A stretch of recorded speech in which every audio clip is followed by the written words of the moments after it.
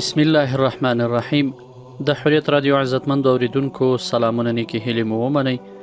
په دې هیله چې تاسو به ټول روغ جوړ او د صحت او عافیت جامې به مو پر تن وي او دا شپه به مو تر دې دمه په خوښیو او خوشحالیو را رسولې وي.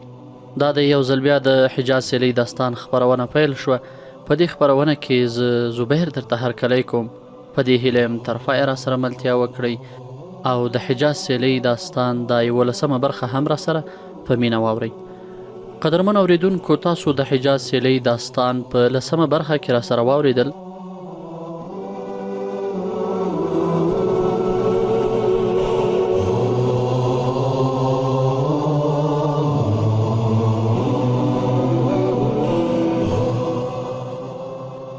اردشیر وویل، تاسې چې ماته دومره لوی او دروند مسؤلیت راسپارئ، آیا زه به دا نه قبلوم؟ زموږ د پوځ د ماتې او د تېښتې دلایل او لامل خپلمنځي اختلاف او جګړې دي. تاسې دا مسؤلیت په غاړه واخلئ چې خپلمنځي اختلاف به نه کوئ. زه به په تخت نه کینم، بلکې میدان او ډګر ته به ځم، چیرې چې مسلمانان په یو بل پسې بری او کامیابي ترلاسه کوي. مسلمانان خالد بن ولید رضی الله عنه د اسمان څخه راښکته شوی فرښته او د الله جل جلاله توره ګڼي، خو زه به هغه ژوندی په زنځیرونو کې تړلی تاسې ته راولم. بیا هغه د میدان په لوري روان شو.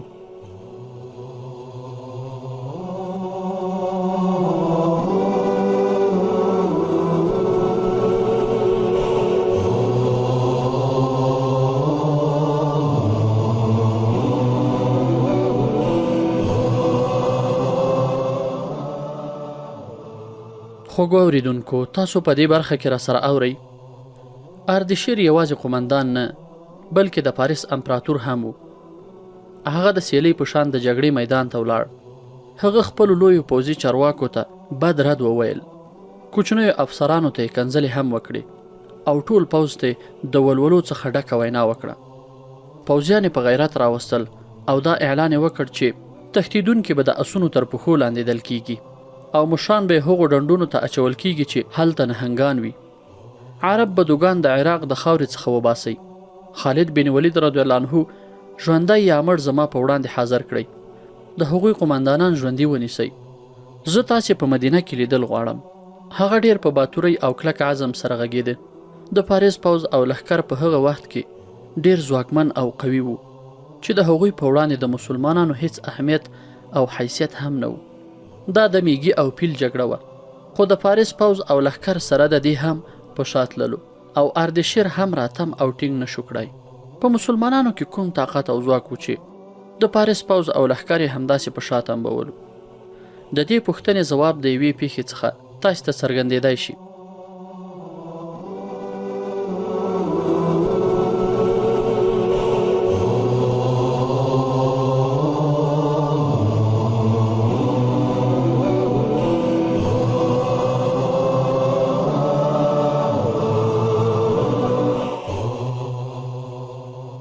د حضرت خالد بن ولید رضی الله عنه تر مشرۍ لاندې د مسلمانانو لښکر د عراق یو ښار منشیا ته ننوت، کوم چې د مال او دولت څخه ډک ښار بلل کېده.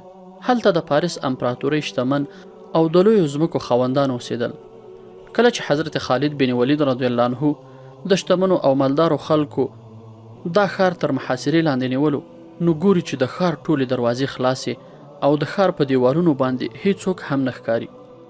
هغه فکر وکړ چې دا کوم چل او دوکه نه وي، خو سره د دې هم هغه د سپرو ټولګی ښار ته واستولو.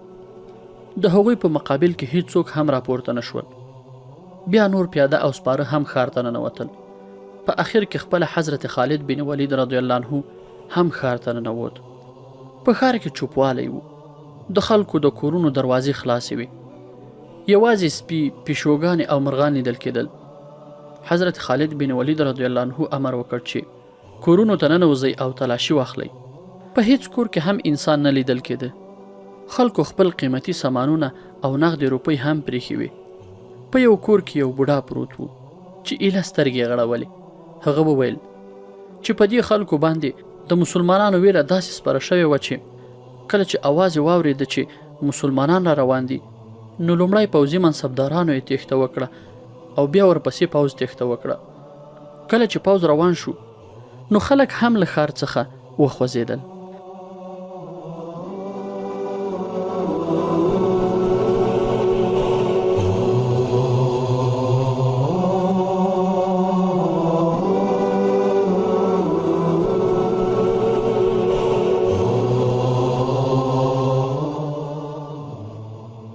حضرت خالد بن ولید رضی الله عنه حکم وکړ چې له کورونو څخه ټول قیمتي شیان یو ځای ته راغونډ کړئ. په لږ وخت کې د ورېښمینو جامو او قیمتي شیانو غونډۍ جوړه شوه. تاریخونه لیکي چې کله غازیانو دا قیمتي سامانونه ولیدل نو حق پک حیران شول چې انسان د خپل ژوند لپاره داسې شیان هم ساتي. حضرت خالد بن ولید رضی الله عنه چې کله ولیدل چې غازیان دې مال او سامان ته ډیر خوشاله دي نو حکم یې وکړ دې سامان ته سمدستي اور واچوئ. دا د عایشه او عشرت سامان دی چې پارسیان یې دومره بې زړه او ډارن کړي وو چې زموږ د رارسېدو څخه مخکې هغوی تېښته وکړه. د هغوی کورونو او ځایونو ته وګورئ. الله پاک چې څوک تباه کوي هغه په عیش او عشرت کې ډوبوي. سامان ته اور واچول شو. یوازې نغدې او قیمتي ګاڼې ورڅخه ساتل شوې وې چې د هغې 4 برخې په غازیانو باندې وویشل شوې او 5مه برخه د خلافت دربار ته واستول شوه. دا د مسلمانانو هغه ځواک او قوت چې د فارس لښکر په هر میدان کې په شا کولو او هغوی تېښتې ته اړ کول. اردشیر چې کله د حضرت خالد بن ولید رضی الله عنه او حضرت مسنی بن حارث رضی الله عنه د طوفاني بریدونو په مقابل کې د مقاومت لپاره راوړاندې شو نو د هغه غوږونو ته همدا یو اواز رسیدلو چې مسلمانانو پلانی ښار او پلانی سیمه ونیوله. د پاریس لښکر خپل همت له لاسه ورکړی او په تېښته شاته را روان دي. کله چې اردشیر له دې څخه خبر شو چې مسلمانان د حرا مهم ښار ته ننوتل نو ناروغ شو. حرا داسې مهم ښار و چې د فارس د ملغلرې په نامه سره یادېده او د مسلمانانو پرته له جګړې او مقابلې څخه نیوالی و. یعنی هیڅ مالی او ځاني زیان پکې نه و پېښ شوی. د فرات د سیند په غاړه چې څومره جګړې وشوې په هغو ټولو جګړو کې فارسي او ایرانی لښکرو ماتې خوړلې او تېښتې یې وکړې. حضرت خالد بن ولید رضی الله عنه خپل قمندانان د صلاح او مشورې لپاره راټول کړل. حضرت خالد بن ولید رضی الله عنه وویل تاسې ګورئ چې فارسیان موږ ستړي کوي. دوی له یو ښار څخه تښتي او په بل ښار کې د خپل نور پوځ او لښکر سره یو ځای کیږي چې هلته موږ ته زیات زیان او تاوان واړوي. اخر به دوی په کوم میدان او کلا کې زموږ سره مخامخ کیږي او موږ ته به ماتې راکوي او موږ به ټول له منځه وړي. آیا زما دا حکم به ظالمانه وي چې په راتلونکو جګړو کې هیڅ فارسي پوځي او عسکر باید ژوندی پاتې نشي او ټول باید له تیغه تیر شي؟ 2 قمندانانو په یوه خوله وویل نه. یو پکې داسې وویل مخکې له دې چې موږ ټول ووژني باید هغوی ووژل شي ځکه چې هغوی تر اوسه پورې زموږ په زرګونو ملګري وژلي دي. ټولو قمندانانو د حضرت خالد بن ولید رضی الله عنه خبره او پریکړه ومنله. راتلونکې جګړه ډیره خونړۍ وه چې د هغې په هکله ټول معلومات وړاندې کول دلته امکان نه لري. خو په اخر کې فارسیانو ماته وخوړه.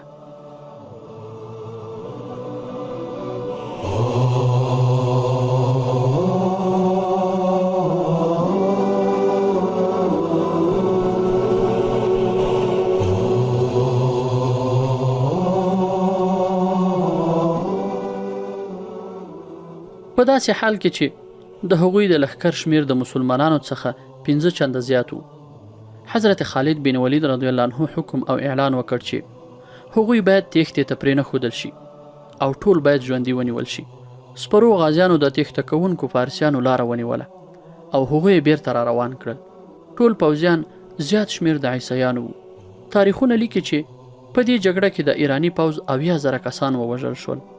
حضرت خالد بن ولید رضی الله عنه دا کار ځکه وکړ چې د فارسي امپراتورۍ ملا ماته کړي او د خپل جهاد په وړاندې خنډونه له منځه یوسي.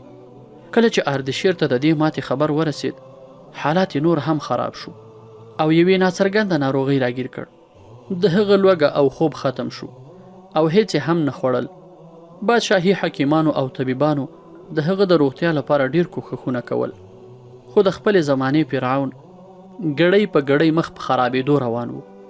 اخر د فارسي امپراتورۍ د بادشاهۍ طبیب پوه شو چې امپراتور د ماتې څخه داسې حالت ته رسېدلی نو حکم یې وکړ چې پس له دې باید دته د ماتې هیڅ خبر هم ونه رسیږي، ځکه چې اردشیر همدې خبرو لیونی او ناروغه کړی و. طبیبانو دا طریقه هم وازمایله چې هغه ته د دروغو خبرونه ورکول چې په پلانۍ سیمه کې مسلمانانو ماتې وخوړه او پارسی پوځ کامیاب شو، خو اردشیر په دې غلطو خبرو قانع او ډاډه نه شو او بالاخره یوه ورځ له نړۍ څخه د ناهیلۍ په حالت کې سترګې پټې کړې.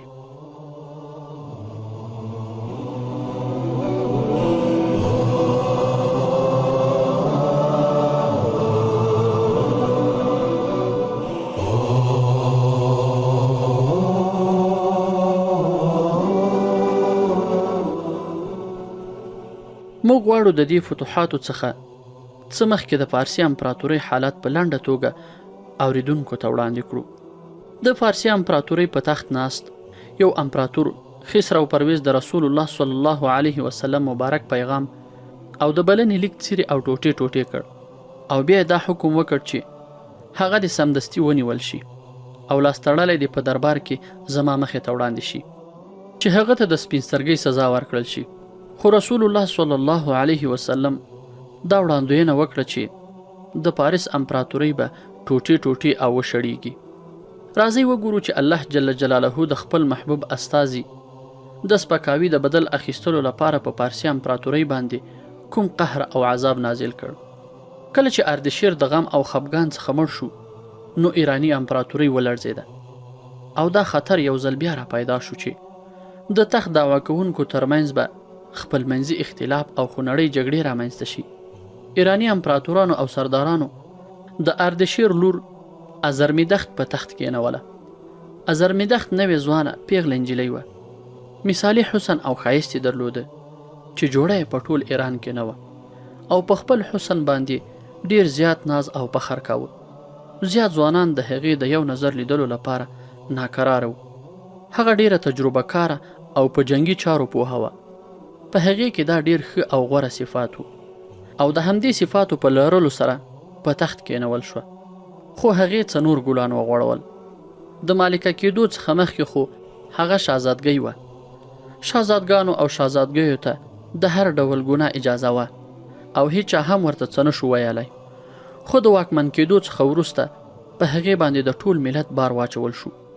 د امپراتورۍ حالت داسې و چې په نیمایي عراق باندې مسلمانانو منګولې خښې کړې وې او د دې امپراتورۍ د ختمولو لپاره مخ په وړاندې را روان وو. په داسې وخت کې د فارسي تخت د ګلونو نه بلکې د اغزیو فرش وو. په هغه وخت کې یو ځوان د سیادخش په نامه سره یادېده چې د بادشاهۍ کورنۍ لرې خپل وو. په دربار کې پوره بلد او د ټولو سره اشنا وو.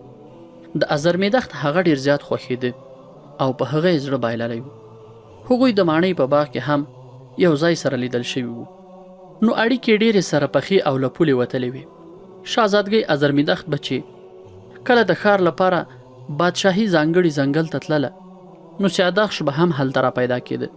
کله چې شهزادګۍ ازرمیدخت د ایران په تخت کېناستله نو د ټولې امپراتورۍ سره او سپینې شخصي مال او ځان خپلواک وګڼلو. هغې لومړی کار دا وکړ چې سیادخش ته یې ډېرې زیاتې ځمکې او جایدادونه ورکړل. بیا یې ډېره لوړه رتبه او چوکۍ هم ورته وسپارله. د دې سربیرې د هغه په کورنۍ او خپلوانو باندې هم د مال او دولت باران پیل کړ. یوه ورځ بوډا وزیر ورته وویل معظمې تاسې د دې لپاره په تخت نه یې کېنول شوي چې ګوندې تخت خالی پاتې کېده او نه دا چې تاسې ته په میراث کې پاتې شوی دی. موږ په تاسې کې څه ښه او غوره صفات لیدلي وو او د هغې صفاتو په خاطر تاسې په تخت کېنول شوئ. تاسې د هیواد حالات ته وګورئ او د هغې سره سم قدم پورته کړئ. هیواد د مسلمانانو څخه خوندي کول غواړي خو تاسې د انعامونو او جایزو ورکول پیل کړي دي. ازرمیدخت د پیغور په شکل وویل آیا زه په خپله وړاندې لاړه شم او وجنګېږم؟ موږ دا دومره لوی او ستر پوځ د څه لپاره ساتلی دی؟ نیمایي خزانه خو همدا پوځ خوري. سر له نن څخه زما دا حکم دی چې په کوم میدان کې پوځ ماته وخوړه د هغې قمندان دې دلته راوستل شي او سر دې ورڅخه قلم شي. زه نور د بېغیرتو خلکو شتون نشم زغملی.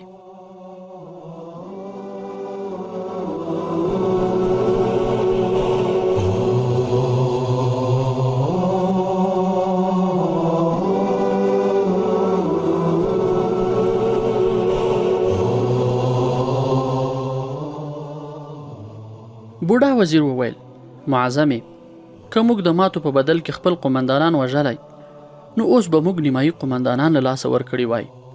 واکمنې جګړه د یوه په بری او د بل په ماتې سره ختمیږي. یو ځل ماتې خوړلي قومندانان هر ځل ماتې نه خوري. زموږ باتورو قومندانانو د روم لوی امپراتورۍ ته ماتې ورکړې. تاسې دا حکم به هیڅوک هم خوښ نه کړي. یو قومندان ته د مرګ سزا ورکول به په ټول پوځ کې پاڅون او بغاوت را پیدا کړي. تاسې د جنگ په حق له زیات معلومات ترلاسه کړئ. ازرمیدخت وویل د جنگ په حالت باندې تاسې نظر ساتئ. کومه پریکړه چې تاسې نشئ کولای هغه بیا ماته پرېږدئ. هلته مسلمانان مخ په وړاندې را روان وو. بلې خواته ازرمیدخت د سیادخش سره د مینې محبت او عاشقۍ لوبه پیل کړې وه. هغې په میلمستیاو او ښکار کولو باندې خپل وخت تېرولو. مالکې سیادخش ته دومره لوړه او پورته څوکۍ ورکړې وه چې د هغه څخه ځان ورک شو او کاږه واږه حکمونه یې چلول. یوه شپه ازرمیدخت یوازې له ماڼۍ څخه ووتله او هیڅوک یې د ځان سره ملګري نه کړل. د ساتونکو قومندان سمدستي د کورنیو چارو سلاکار ته ورغی او هغه ته یې وویل زه نور دنده نشم ترسره کولی ځکه چې هغه یوازې د باندې وتلې ده. د کورنیو چارو سلاکار د خپل کور څخه ووتلو. هغه د بادشاهي کورنۍ څو تنان هم له ځان سره ملګري کړل. ټول هغه لوري ته ولاړل کوم لوري ته چې معظمه تللې وه. د ماڼۍ سره نږدې یو ډېر ښکلی تک شین چمن او کبله د محفل په شان نرمه وه. سپوږمۍ ډېره روښانه وه. ډېر نږدې د ښځو نڅاګانې واورېدل شوې. وزیر او ورسره ملګري یې د ونو او بوټو تر شا هغې خواته نږدې ورغلل. هغوی ټولو ولیدل چې د پارسي امپراتورۍ معظمه واکمنه او سیادخشت په خپلو کې سره بد اخلاقۍ مظاهره کوله. نو هغوی صبر ونه شو کړی. وړاندې ورغلل او دواړه یې محاصره کړل. ازرمیدخت په سخته ژبه هغوی ته وویل دا څه سپین سترګي ده. د بادشاهي کورنۍ یو غړي وویل سر له اوس څخه تاسې واکمنه نه یاستئ. هیواد له لاسه وځي خو تاسو دلته په بدکارۍ او بد اخلاقۍ مظاهره کې بوخت یاستئ. ښه به دا وي چې له دې ځای څخه زر تر زره بیرته ولاړ شئ. ازرمیدخت وپوښتل که زه ستاسې حکم ونه منم نو بیا؟ د کورنیو چارو سلاکار چې د ازرمیدخت له مشرانو څخه هم ورته ویل ته او ستاسې ملګري دواړه به په تورو کوټو کې واچول شئ او هم په چوپه خوله به له تخت څخه لاس واخلي. ستا پای به ډېر خراب او بد وي. سیادخش له هغه ځای څخه پښې سپکې کړې او ازرمیدخت له نورو سره ګډه را روانه شوه ځکه چې دا د هغوی کلتور وو.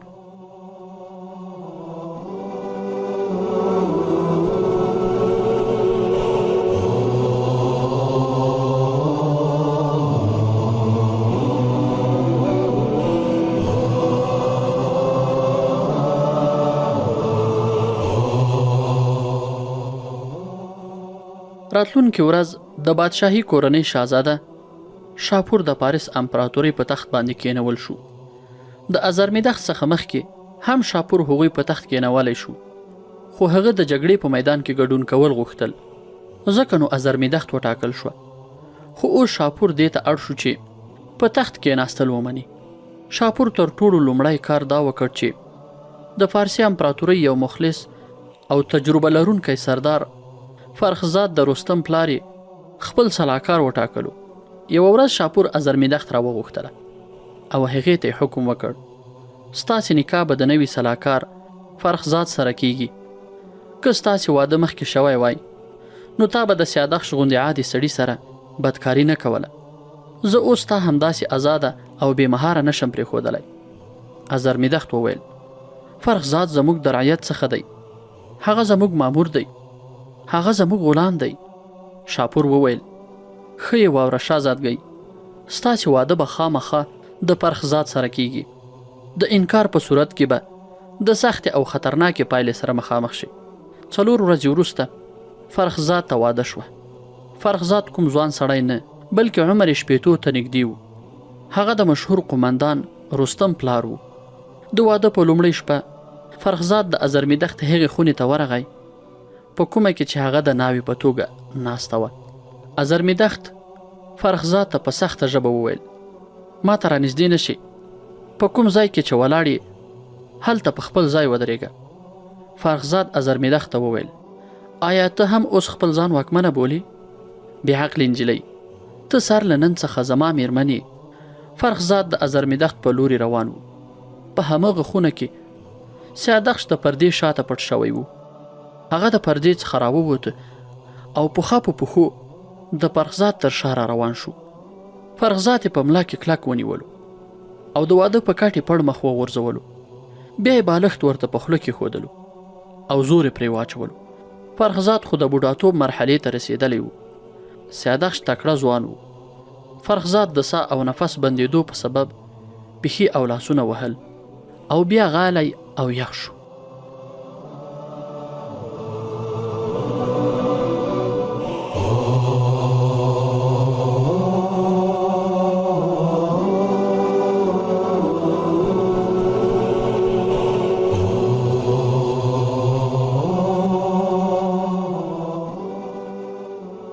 سیادخش له هغه ځایه غلی او خپ ووت، خو ازرمیدخت سمدستي شاپور ته احوال واستاوه چې فرخزاد د واده په بستره باندې مړ شو.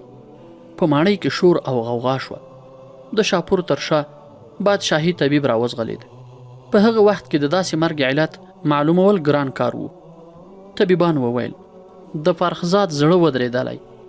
څو ورځې وروسته د فارس امپراتور شاپور هم په پټه توګه ووژل شو او ازرمیدخت یو ځل بیا د خپلې واکمنۍ اعلان وکړ او په تخت کېناستله. هغې سمدستي اعلان وکړ چې که د تخت بل دعوه کوونکی را پیدا شي نو هغه به د شاپور په شان ووژل شي. په دې اعلان سره دا شک پیدا شو چې شاپور په دسیسه وژل شوی دی. ازرمیدخت دا ځل سیادخش ته د سلاکار څخه هم لوړه او پورته څوکۍ ورکړه. ازرمیدخت په خپله لومړۍ دوره کې د سیادخش کورنۍ ته ځمکې، دولت، څو لوړې څوکۍ او رتبې ورکړې وي. د دې کورنۍ ځینې کسانو په پوځ کې لوړې رتبې لرلې. هغوی په مدائن کې پروت پوځ تر خپل اثر او اغیز لاندې راوستل او هغوی د هیواد پر ځای د ازرمیدخت او سیادخت غلامان او نوکران وګرځول. په څو ورځو کې د مدائن لښکر یوازې د مدائن شو او نور هر څه ورڅخه پاتې شول. په دې لښکر کې ډیر زیات عیسایان په زور سره داخل کړل شول. پروندخت یوه بله شهزادګۍ وه چې په تاریخونو کې د خسرو پرویز د لور په توګه ښودل شوې وه. هغه د فارس د پادشاهۍ کورنۍ وه. هغې د فارس د بادشاهۍ کورنۍ سردارانو او امیرانو ترمنځ د بې اتفاقۍ او اختلافاتو د ختمولو لپاره خپل ژوند وقف کړی و. هغې خپله ګټه نه بلکې د ملت او هیواد ګټه غوښتله او ښه نیت یې درلوده. ځکه نو ټولو خلکو د هغې خبره منله او په ټولو ګرانه وه. هغې ولیدل چې له یو لوري مسلمانان مخ په وړاندې را روان دي او د مدائن د محاصره کېدو خطر هم شته. بلې خواته ازرمیدخت هر څه پریښي او خپل شخصي حکومت یې جوړ کړی. نو ازرمیدخت ورغله. پروندخت ازرمیدخت ته ډېرې خبرې او نصیحتونه وکړل او هغې په پوره توجه سره واورېدل. ازرمیدخت د پیغور په توګه وویل، آیا ته غواړې چې زه له تخت څخه لاس واخلم؟ آیا ته اوس د فارس واکمنه ځان جوړول غواړې؟ آیا تا ونه لیدل چې دې تخت څومره خلک وخوړل؟ پروندخت په حوصلې سره وویل، داسې نه ده د فارس واکمنې، د تخت خبره نه ده. اوس د فارس هیواد خوندیتوب په خطر کې دی. په تخت تاسې همداسې پاتې شئ، خو مهم او لوی کارونه باید تجربه لرونکي او پاخه چارواکي وکړي. ازرمیدخت په سخته ژبه وویل، زما خبره په غور او توجه سره واوره پروندخت. پس له دې څخه زما مخې ته رانشي. زه مالک یم. د هیواد خیر او بد زه ستا څخه ښه پیژنم. د دې پند او نصیحت څخه لاس په سر شه. کینې. پروندخت وویل، زه د پند او نصیحت څخه لاس اخلم، خو زه نه پوهیږم چې د ایران په امپراتورۍ به څه حالت راځي. زه یو ځل بیا درته وایم چې دې تخت او تاج د هیچ چا سره هم وفا نه ده کړې او د تل لپاره د هیچ چا هم نه وي. خو په دې هم فکر او غور وکړه، که چیرې پاریس نه وي نو آیا مسلمانان به تا په دې تخت باندې همداسې پرېږدي؟ ازرمیدخت وویل، مسلمانان مدائن نشي نیولی پروان، او هیڅ څوک هم د دې زړه نشي کولی چې ما له تخت څخه ښکته کړي.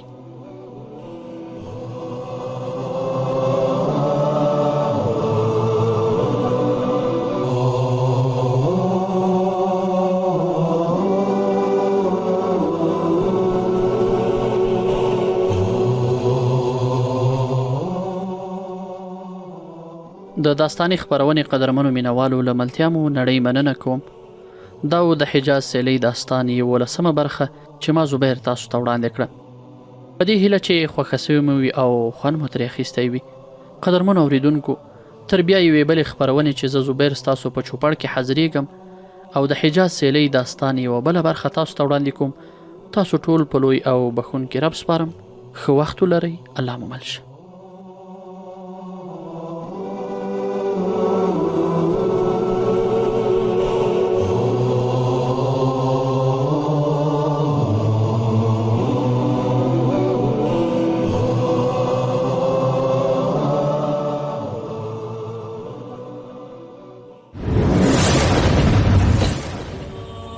د حجاز سیلۍ. د حجاز له سوځونکو صحراګانو څخه راپورته شوی غږ چې د فارس او روم لویه امپراتوري ولړزوله. یو څو ناپېژاندو څهرو د اسلامي نړۍ تاریخ ته نوې بڼه ورکړه.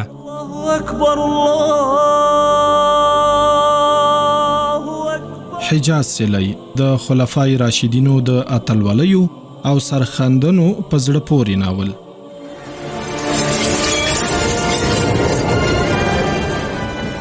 یا د داستاني خپرونه د یکشنبې او دوشنبې په 11 بجې او تکراري چهارشنبه او پنجشنبه د شپې له 10:30 تر 11 بجو اوریدلی شئ. د حجاز سیلۍ.